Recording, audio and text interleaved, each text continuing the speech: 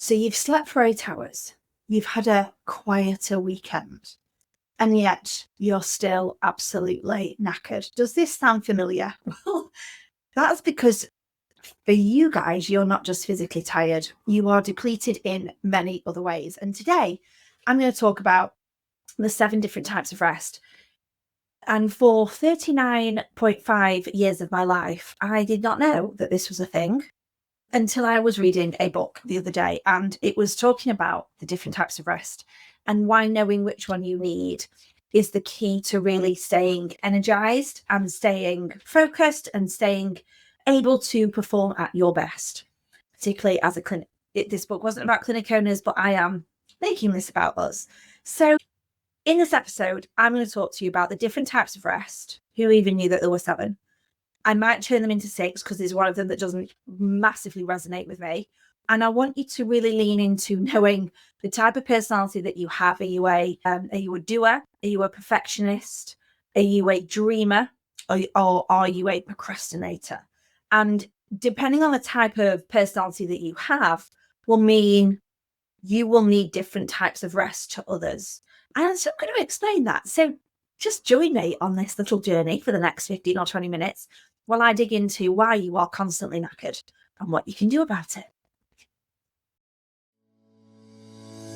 Welcome to the Treat Your Business podcast with Katie Bell. I'm Katie, and this is the place where clinic owners like you learn the strategies, tools, and mindset shifts needed to transform your clinic into a thriving business, one that gives you more time, more money, and more freedom. Born from a passion to challenge the idea that average is normal, we empower clinic owners to create extraordinary businesses, incomes, and lives. Through our world-class coaching programs, we help you step out of overwhelm and into confidence, turning your clinic into a business that fuels your lifestyle, not draining it. So, are you ready? Let's dive in. We are clinic owners and we are constantly giving. We are giving to patients, we are giving to team, we are giving to their families, we are giving to our families, we are giving to our pets, obviously the most important of all of those that I've listed.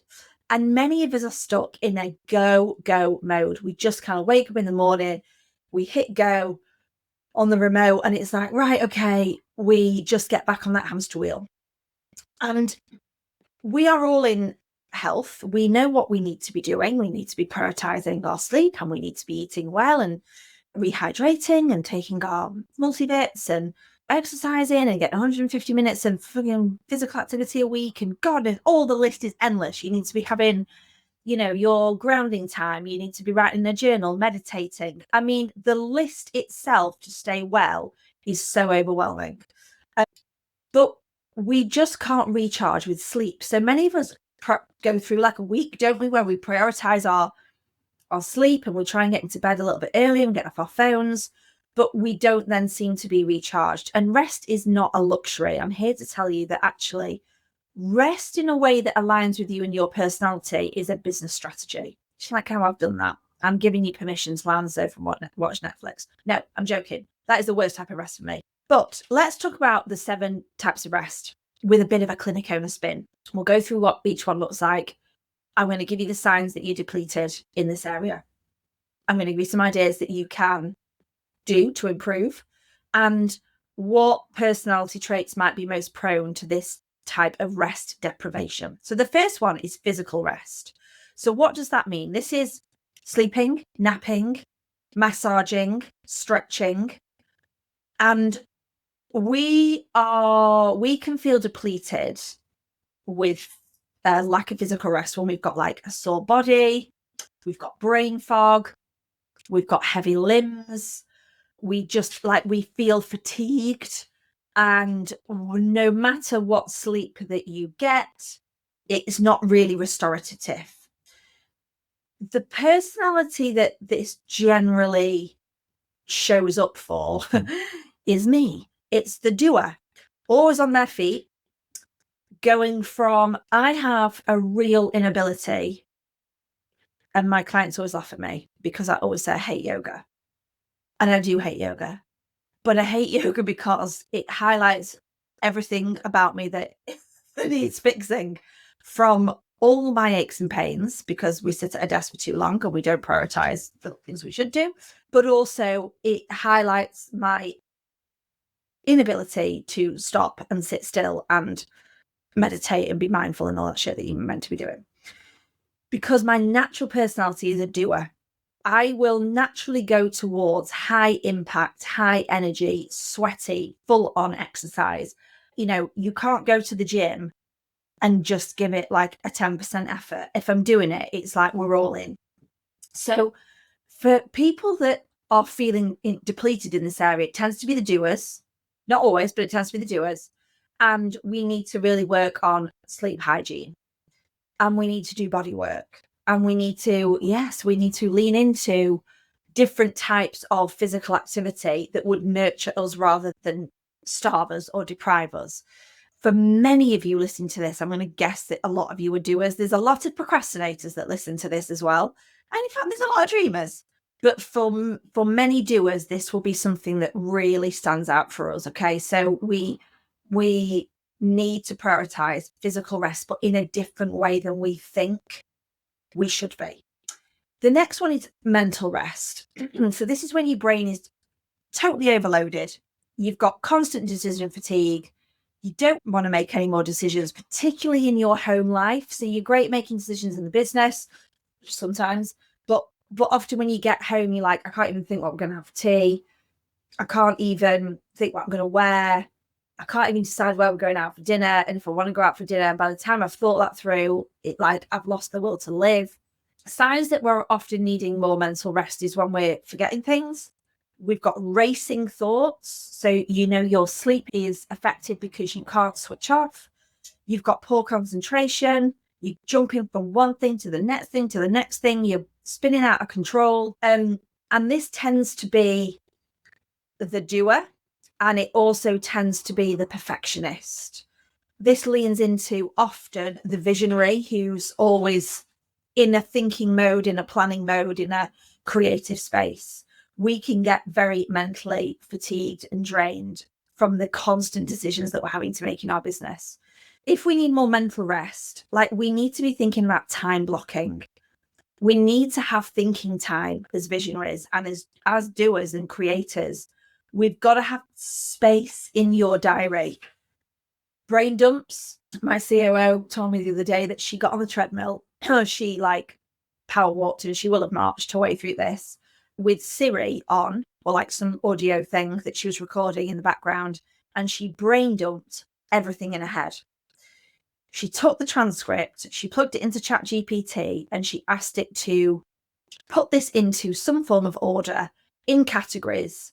And then she created a timeline from it. So she knew, and it was personal things, house things, dog things, holidays, business stuff, whatever it was. There's loads of different categories. She just brain dumped it all out of her head, got ChatGPT to make it into some form of plan.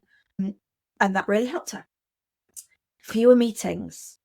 This is something that when I was reading this book, I was like, oh, okay, I really need to lean into this, because I will have some weeks in my diary where I will literally go back to back, and I could have 35, 40 hours on Zoom in a week and I'm context switching all the time.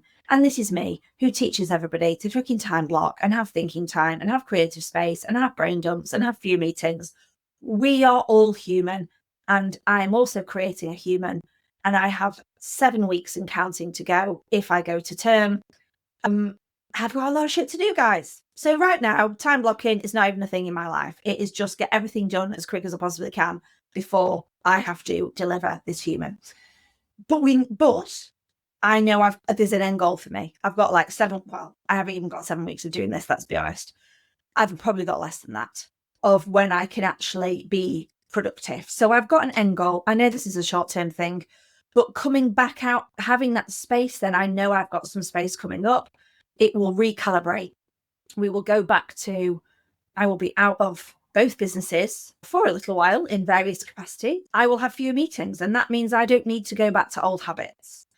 So really important, if you feel physically knackered, or do you feel mentally knackered? Because Two are quite different things. And people say to me all the time, Katie, you just need to rest more. You used to why don't you just lie on the sofa and watch a bit of Netflix? And I'm like, that is the shittest advice anybody can give me. And it literally wants me to do the opposite, because that is not what I need from a rest point of view. But I need to tune into, do I need physical rest? Do I need mental rest? And what does that look like? The other thing is sensory rest. So this is when we are overstimulated by screens, by lights, by noise, but the carnage that our brain is having to process all the time. So this is when we can be quite irritable. We might be suffering from tension headaches, Zoom fatigue. I'm nodding at this one now because I also have Zoom fatigue. This is, when you just want to lock yourself in a dark room with a huge glass of wine. Maybe that's just me. This is when you are needing sensory rest. There is just too much going on. You are too attached to your phone. It is overstimulating you. Your sleep will be poor. And this is often the person that is like the doer, the perfectionist, the multitasker, somebody who is running the diary, the socials, the calls, they're trying to do a million different things at once. This is also the organizer, the person that organizes everything. And it's the person that picks up their phone 65 million times a day without realizing. I really noticed this about my husband sometimes. We went on a retreat last week. I'm just diverting. Go with me. I took all my Ascend clients, 4 nights, 5 days, fabulous house. We up-leveled on a lot of levels. We did some seriously big mindset work and we had some massive breakthroughs. It was phenomenal. But they had space off their phones and they got to check out of and have mental rest and have sensory rest because we took nature walks. We had downtime. They sat in a hot tub where they didn't have to be on their phone all the time or on Zoom or managing all of this noise around them. And interestingly, the space that they created meant that their sympathetic nervous system just calmed down a little bit, which meant that they were able to tap into more creative energy than they'd ever been able to tap into before, but also really give themselves the space to think. And I noticed this with my husband that he often, the reason I was telling you this, I've got distracted, is because we were playing some music. It did at the dinner table one evening and it was off. The music was linked to my phone through a speaker. And at 9 o'clock, it just all stopped. And I was like, oh shit, the music's gone off. So I got up, went and found my phone and I was like, okay, guys, just to let you know, it's the end of the night. And we were laughing and they were laughing at me because I talk all the time about having space from your phone. And my rules are I have no notifications on my screen from 9 p.m. till 8 a.m. So everything just turns off. But what also happens is it limits all my screen time. So I literally can't get on my phone. I mean, there's probably a way around it. And it just goes dead, basically. But emergency contact people can still get hold of me if they needed to. My phone is also in a separate room to where I sleep. And so really from my habits of an evening, this is definitely going to change when a baby comes along, but hey, we can live in hope, is that I would have a bath. I scroll in the bath. That's my half an hour of the day that I have where I'm just looking aimlessly at Instagram shit. That is going to be stopping because I'm going to be constantly looking at how I should be doing everything by other people when I've had this baby. So I'm coming off all social media for at least 30 days when I've had my baby. But I have my half an hour scroll. I'll leave my phone upstairs, plugged in, on charge, in another room. And then when I go to bed, I'm not on it. It's just not a thing. It's also my alarm. So I have to get up and go to the other room to turn it off. And it just means that I'm not attached to it. So at nighttime, I'm much more present, whereas my husband has his phone with him a lot and he will spend hours on Facebook watching conspiracy theory videos and sport, everything sport. If there's anything anybody ever needs to know about sport in the whole of the world, please just ring my husband. He is down with it all. It's relentless. And but it's a complete habit, and he switches to it all the time. He's constantly checking it. I met with a girlfriend a few weeks ago and she physically looked different. And I was like, what have you done? Have you got some fish eggs under your eyeballs, or what have you had injected into your face? Because I need to be on this. You look great. She's like, I've come off social media. And I was like, no way. The difference in her, because she needed sensory and mental rest. She was irritable. She had tension headaches. She was anxious, overly anxious about things, and it was controlling her life. And she says she's given it up. And oh my God, she could look so different. So rest ideas are screen-free time. Get control of how much you are on your phone. It is wild how many hours it racks up in a day. And then people tell me that they've got no time to implement the stuff that we're teaching them. Bullshit. Nature walks, a dark, quiet room. Make sure that your room that you go to bed in is quiet, it's calm, it's not full of junk and shit, and get your windows open and have that free-flowing air. Creative rest. So this is when we're burnt out from problem solving. This is when we like kind of create content. We're trying to innovate all the time. We're trying to come up with all these ideas. And when we are like battery is low, dead in creative rest, or when we need creative rest, it's because we've got no inspiration. I just cannot think about what I need to do next. I feel like I'm just stagnating, I'm plateauing, I'm feeling flat. I'm dreading like having to think about ideas in the business. This often is the person that is the owner of their clinic, trying to do all the marketing, think of all the ideas for everybody around them. And rest ideas for this is to be creative, is to do art. Music is really powerful for creative rest. Travel. I get my best ideas when I get on an airplane or where I go and experience people's culture. Being around beauty or inspiration, going on an all walk, AWE, when I say all walk. And I did this the other day with my dog because I was reading this book. And it basically said, don't take your phone, which I realised when you might go into labour at any stage, that was probably not a sensible decision. However, here we are. And it was to take in the awe around you and the beauty, and like look at all the plants and the trees and the birds and the surrounding, the noise and all of that bird song, and just be in awe of it. And it actually was really, really powerful for that creative rest. If you're feeling burnt out from problem solving, if you feel like you've got no more ideas left in the tank, then it's likely that you need creative rest. Emotional rest is when you feel constantly on, you're holding space for your clients, for your team, and your family. You're like just propping everybody up. And signs that we need some more emotional rest is that when we are people pleasing, when we are feeling a feeling of resentment towards certain people, we might be feeling emotionally numb. And this often is the empathetic leader who never shows any weakness. Those that are not able to be vulnerable in front of their team because they think they need to know it all and do it all. And when you need more emotional rest, it's about being more vulnerable, having vulnerable conversations. It's about journaling. But more than ever in emotional rest, you've got to do work on yourself. And I would say at this point, you need to be working with a coach, because there is a lot of stuff that you're going to be holding on to. It's going to be very difficult to bring to the surface by yourself and deal with. So I would really urge you, if you feel like you are a massive people pleaser, that you've got that feeling of resentment to some people, you're emotionally numb, or you're just highly anxious, you've got lots going on, then I would really be reaching out for help. Social rest. This is when you have too much or too little people time. So you can feel exhausted by interactions, or equally, on the opposite end of the spectrum, you can feel isolated. Interestingly, I would class myself as an extrovert. I think most of you would agree. But I also know when I've like my social battery is low. So for me, I then have to have some it doesn't have to be very long, but I then just need some off time by myself in a quiet space. So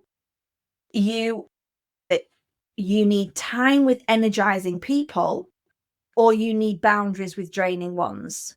And you need to think about who serves you in your life and who doesn't, and what you need more of. And being able to plan in when you have a very out there week, If you are that person that then needs to have moments of being introverted and just forced to have that social rest, then plan for it.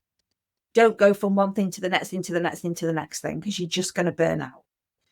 And then number 7. So number 7 is spiritual rest. And I always find this really hard to get my head around. And this means when you're disconnected from your purpose, your meaning, or your values. And I get that. But I don't know if the word spiritual just makes me feel funky. There's nothing wrong with it. It just doesn't align with me. The signs that make more sense to me here is like when you're like, well, I don't see the point. What is the point in running this business? I'm just low. I don't feel like motivated anymore. I'm feeling burnt out. And I just might go back and get a normal job. This can often be the high achiever. This is probably why I don't want to look at this. Who hits goals, but they've lost their why. So we're now just chasing the end goal rather than the journey. And now I'm saying this out loud. This is probably where we all need to lean into more. But rest ideas here are like values work, getting really clear that you are still contributing to something bigger than what is. Meditation, journaling, to really start to reconnect with your purpose, reconnect with why you are doing what you're doing. So rest is not one size fits all. This is what really struck me. I might be recording this podcast episode and you might be thinking, Katie, I've been under a rock for 39 years because I know all this already. But it really made me go, this is why when people say I need to rest more, lying on the sofa doesn't really cut it for me. Lying on somebody in the sun with a glass of champagne, now we're talking. But I need different types of rest, and so do you. So what type of rest are you craving? What have you been overgiving, or where have you been overgiving or overperforming in lately? And do like a really simple self-audit or track it over the next few days. Because for most of you, when you feel burnt out and exhausted, you just think you need to sleep more, eat better, do those sorts of things. But actually, there's much more to this. I'd love for you to pick one type of rest to prioritize this week and tell me how you're going to do that. And if this resonated with you, go and share it with somebody else who looks fine, but is secretly absolutely exhausted. And share this new knowledge with them as well, that maybe you don't need to be the person telling them to just go and chill out more and read a magazine, because that's not what their personality type needs. I hope you've enjoyed this little episode, and I'll be back with you next week for the next episode of the Treat Your Business podcast. Bye for now.